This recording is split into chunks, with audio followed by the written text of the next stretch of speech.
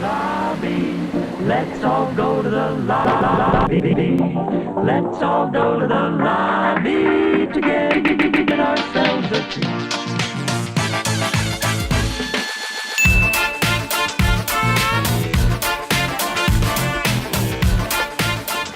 Hey guys, welcome back to Review on Wheels with spoilers, where we talk about the movie fresh out of our mind when we drive home. I'm Mike Ronan Fan. With me is JD S3 Prototype. Pendus, Senpai Pendus. Senpai Pendus. All right, and this week's movie is Fantastic Beasts and Where to Find Them. Let's get going. Yesterday, a wizard entered New York with a case. A case full of magical creatures. And unfortunately, some have escaped. All right, Pendus, break us down the plot. Alright, set in the magical world of Harry Potter comes Warner Brothers' response to Pokemon Go. Fantastic Beasts and Where to Find Them. So is Newt Ash Ketchum? More or less. Unfortunately... No, he's Professor Oak. Oh, he would be Professor Oak, yeah, good point. But unfortunately, much of the Fantastic Beasts themselves kind of fall to the wayside. Instead, we get a story of child abuse, racism, and funny walks. So the best type of story. Yes. The movie got dark really quick. Well, yeah, so initially the movie is sold on the fact that these beasts escape from A magic briefcase. magic briefcase that belongs to Newt. I forgot his full name, but he's Scamander. But he's like, he wrote the textbook that they use in the Hogwarts, right? Yeah, that's the connection there in the shared cinematic universe of pottery. And I did a mistake and I drank coffee during the movie, which I forgot is a diuretic. So I had to get up and leave. Doing a key part, and You probably really didn't miss much. There was a lot of filler Well, in the movie. I missed the part where, again, spoilers, where John Voight's son dies, who's a mayoral candidate. Senator. He was a senator. Senator candidate. Okay. He was a senator, and then he got killed by the smoke monster from Lost.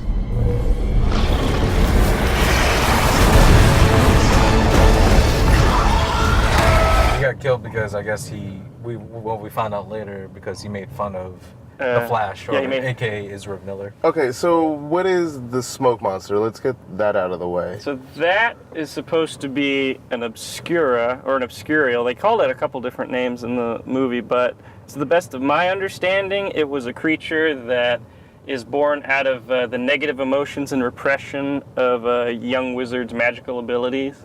So it's magic constipation. Yeah, it's kind of like super evil magic constipation. That makes sense. Yeah. In this world. Like when you have too many guess. Fruit Loops. Whoa. Is that what happens when you eat Fruit Loops? That's not what happens to you? No. Oh, that's cool. Anyway, You won't have that dark magic problem. it flows like dark magic out of me. Ah. Overall, JD, what do you think of the movie? This story was kind of dull. Like it's a rehashing of a story archetype where it's like, oh no, something's loose, we have to go get him, kind of deal. Like Jumanji, TMNT, the animated movie. Like I compared that to, and I was like, all right, well, it's a cool twist. And it's the same world as the Harry Potter world in the 1920s.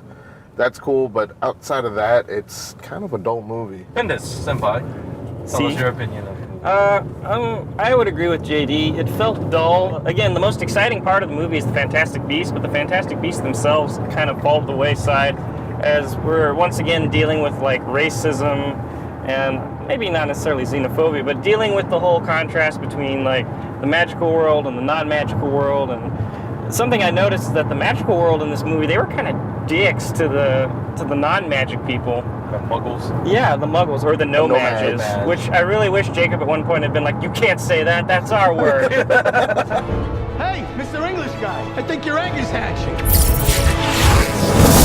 You wiped his memory, right? The no magic. What? No magic. The non-wizard. Sorry, we call them muggles. Well, that didn't happen. Like he was Jacob. Yeah, Kowalski Jacob was all like, yeah, aware of Kowalski it. was like, that's our word, and like knocked him out. No magic. Whoa. Yeah, whoa. Hey.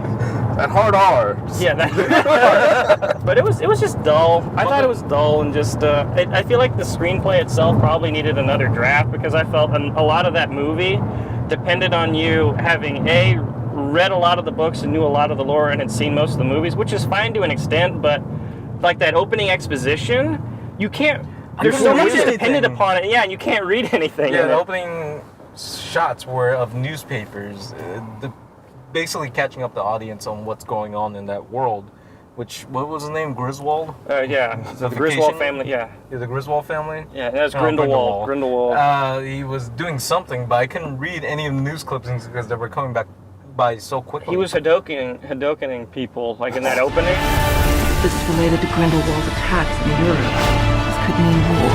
He just blows everyone up, which I thought was a really weird opening. So he I felt like there was people so fast. Well, I felt like there was more that there was there, but they were just like, this is way too long an opening. Just cut it to where in he's the blowing end, people Mr. up. Graves didn't exist. Yeah, Mr. Graves, who was Colin Farrell. Colin Farrell, which I thought the plot twist would be that He's the Faja. he would be the father to Ezra Miller's character. The Faja. I mean, And that's why his mom hates wizards.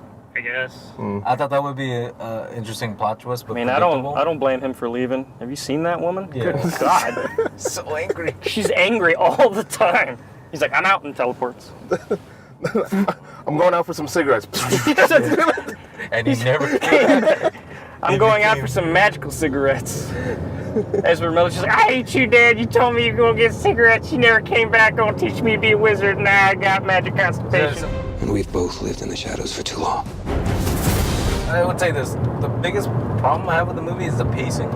Yes. It moved too quickly. So fast. And then slowed down at parts that didn't need to be slowed down. Like the whole dinner scene. What was the point of that? Romantic tension between Jacob, all parties. Yeah, I can see romantic tension and like how distant no mages and magic people But were. also like them sneaking. You remember Tina was like, my landlord doesn't like men in the building. And then they had the whole scene with them in the stairs where she's yelling and she's like, are you alone? And she's like, yeah, I'm alone. I'm always Nothing's alone. going on. But the point is, that scene served nothing to the movie. Otherwise, I guess they established a time period because there were like men and female apartment separations. Yeah. Yeah, but we've already established the time, so I don't think that was really relevant. Necessary. And then the whole dinner scene, just like They could have teleported that fucking hallway That scene. was Yeah, the why thing. didn't they? If They they were could've- magic people, they were doing it the entire movie, but this one time it's like, we're going to use stairs. Yeah, You know, they so- teleported in the bank where there's plenty of people there. yeah. Oh, yeah. The pacing just almost killed the movie for me. Like I was getting so bored. Also, that the fact that there was no consequences That's for true. major things that happened. Yeah, we watched Like, that. okay, Deus so- Ex Machina, which so, yeah, was the band- Articuno, when they released Articuno into the air and saved the day. But then, yeah, they zapped the bank owner, and that was it. Yeah, and then walked away. We got that. There's no consequences to that. Apparently, that's he's true. still catatonic too towards the end of the movie. Yeah. Wait, wouldn't the bank owner have been like, so this dude hit me with the magical swizzle stick and I passed out? And then they teleported away. Yeah, and then they teleported away. There was just no consequences to certain things that didn't make sense to me. Also, like with Newt, even though he saved the day, revealed Griswold. Yeah, Griswold. and He revealed Griswold. Also, obliviated or whatever the entire town. Yeah, New Entire York. city of New York. He obliterated the entire city of New York. All the wizard was like, okay, so Jacob, he can't remember either, so you gotta obliterate them. And then they're like, all right, we're walking away. And that was it. Yeah, why didn't they just been like, oh yeah, he's already obliviated. We're just keeping him around for kicks. No, they would just, they Just lie. They trusted them Just so lie. much. Just lie. Yeah. But can you lie. obliviate a fellow magic person? Yeah, you can Yeah, you obliviate can. a fellow man. So how come no one else's minds also Wait a got minute, that's a wiped? good point, because when the wizards were outside, it was still raining and people were being obliviated, but the wizards were out there, like, rebuilding the city. You think the wizards, like, halfway through would have been like, all right, Why I'm using am I all my here? magic to, and then it's like, It's like, what are the things you liked about the movie? I mean, I thought the magical beasts were really cool. I liked the little Yeti guy, Dougal,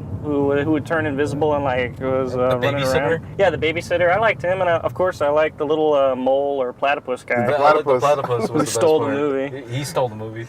Because he was so stupid. Yeah, and well, he's cute. just like, he's just stealing shit. I like shiny shit. Yeah. That's all he wanted. It's like, what up?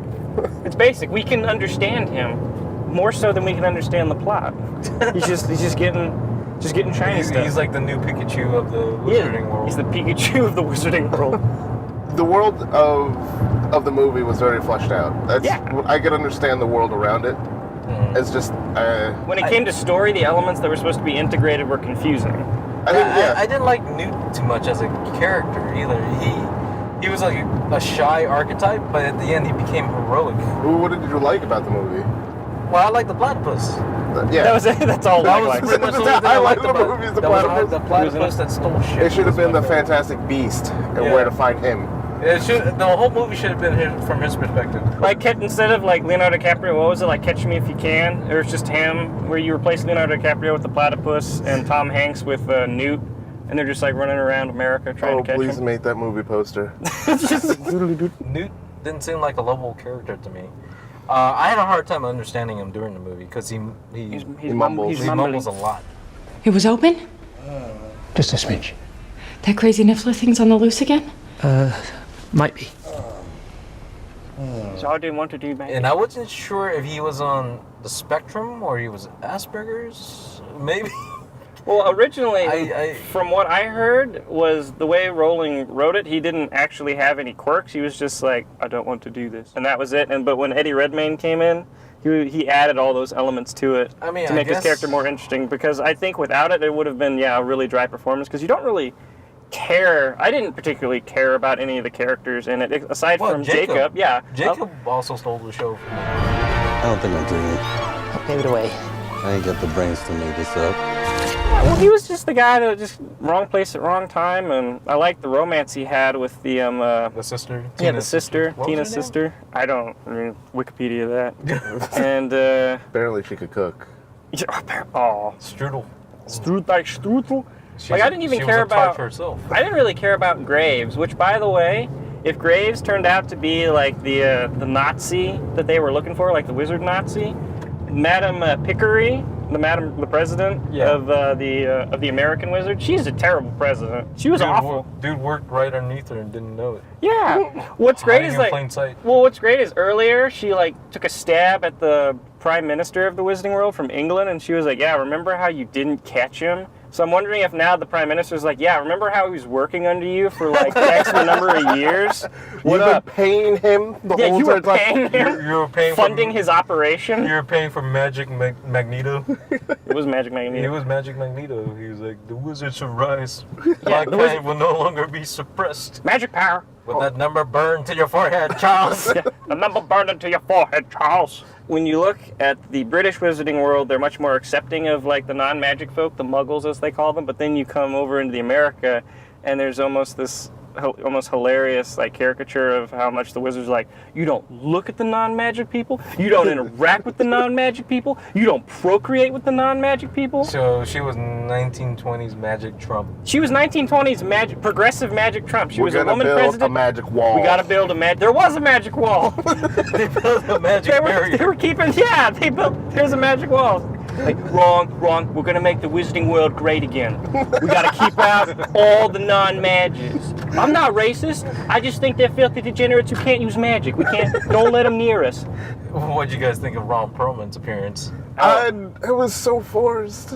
Yeah. I saw the character face. I'm like, don't tell me this is Ron Perlman. I heard the voice. I was like, is Ron that Perlman. Ron Wait, Perlman? you looked at him and you're like, Ron Perlman. His jaw. It was the jaw. Yeah, Yeah, it's the the signature original Ron jaw that he Perlman jaw. has. I don't know. I didn't see his facial feature. I just heard the voice, and I was like, Yeah, I heard the voice everything too. rushed back to me. I was like, Slade, Tallboy, Pacific Rim? Pacific Rim. Yeah, he's been typecast as a shady underworld dealer. Blade 2? Blade Yeah, 3? Blade 2. Blade 2. Yeah. It was Blade 2. Alien 4. Alien 4. I forgot about that. Yeah, Resurrection. you're welcome. For being a dull movie, it did have, like, not to shit on it anymore, but it did have some cute moments. It had entertaining moments. It had entertaining moments that only pertain to the beasts mostly, and I wish the movie had almost in a way stuck to the Fantastic Beasts, because like I said in my quirky intro, the beasts themselves kind of fall to the wayside, I feel, in a way.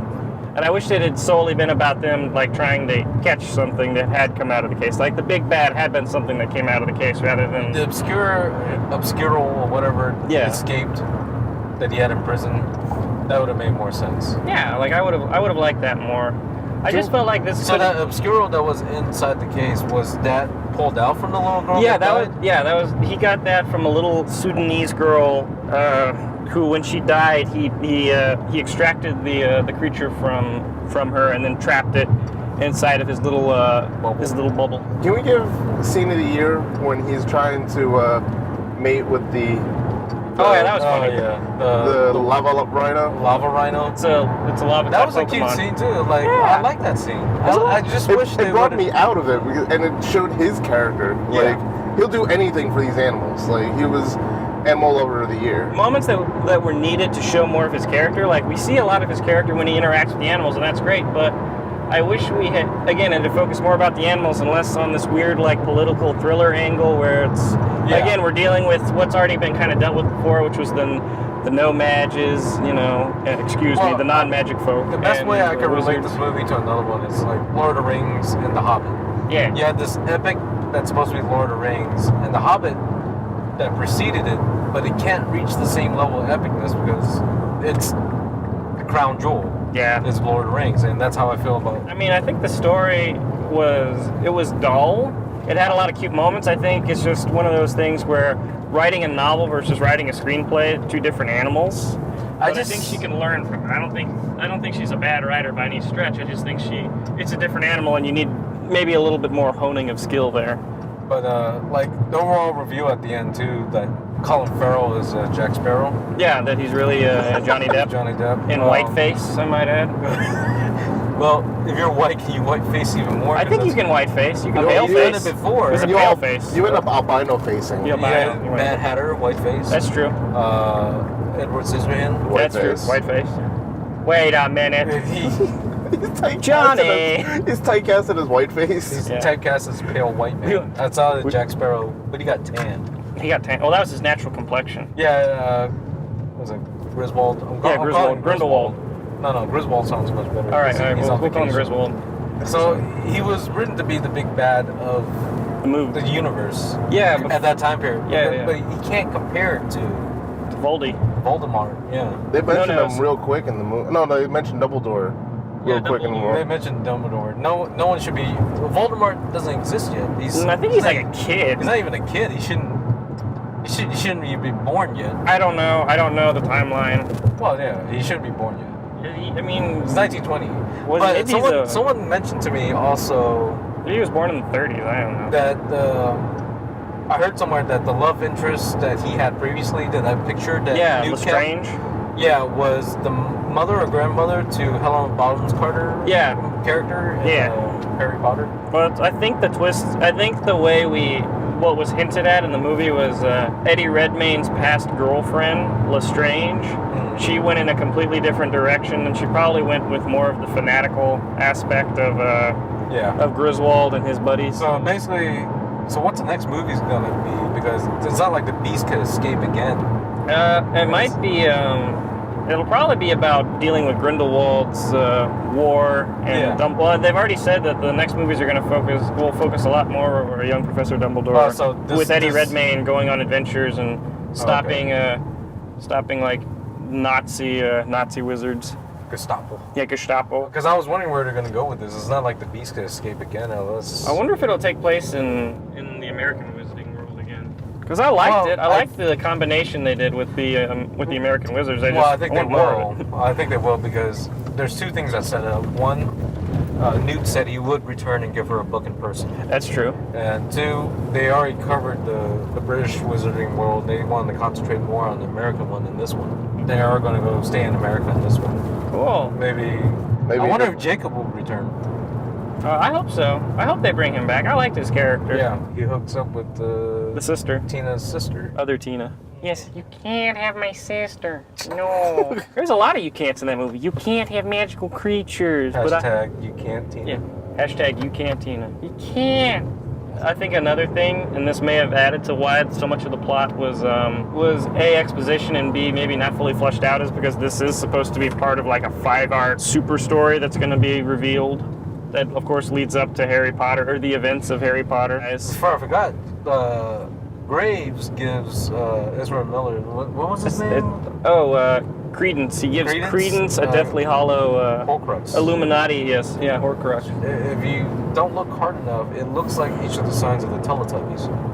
There's a triangle, a circle, there's a line. Oh, wait, but one of them had a squiggly. No, one of them had a lightning bolt. I know. That's Harry. Oh. Dun, dun, dun. Oh my God! J.K. Rowling's. They're gods. She's retelling Teletubbies. Are the Teletubbies their gods? Yeah, let's go with that. Like, is there like an ancient wizarding temple where there are these giant stone structures of each of the Teletubbies?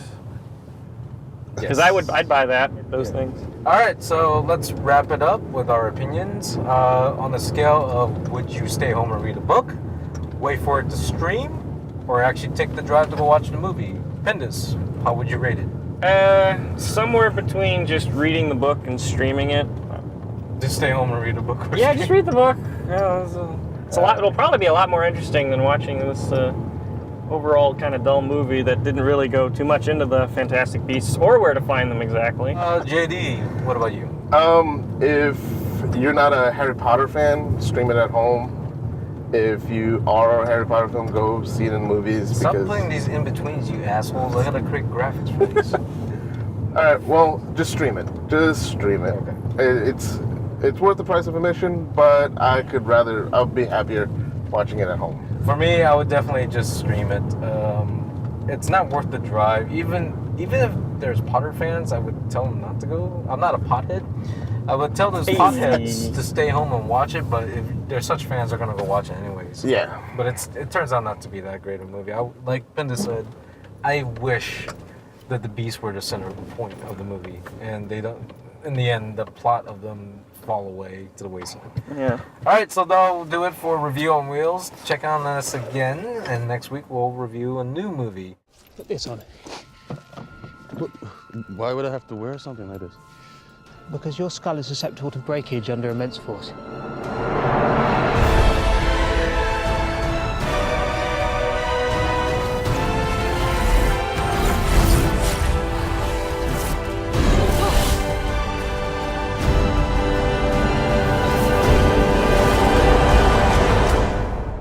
Don't panic. There's absolutely nothing to worry about.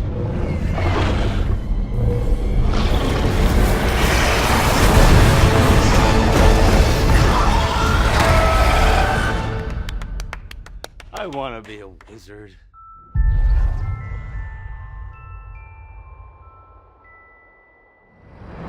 Santikos was selling the fucking wands for $50. What? Yeah. The sticks? I saw a kid in the theater actually have like a stick that lit up at the end. The tip would light up, and she was waving it around whenever like magic was happening. It was $45 for the wand. Fuck off. $15 for a plaque to hold your ticket stub. What? Wait. Yes. Wait. All right. Bendis is having a hard time here. We're gonna back up a second. People were paying $15 to put their ticket stubs of Fantastic Beasts and where to find them in a plaque. That's stupid.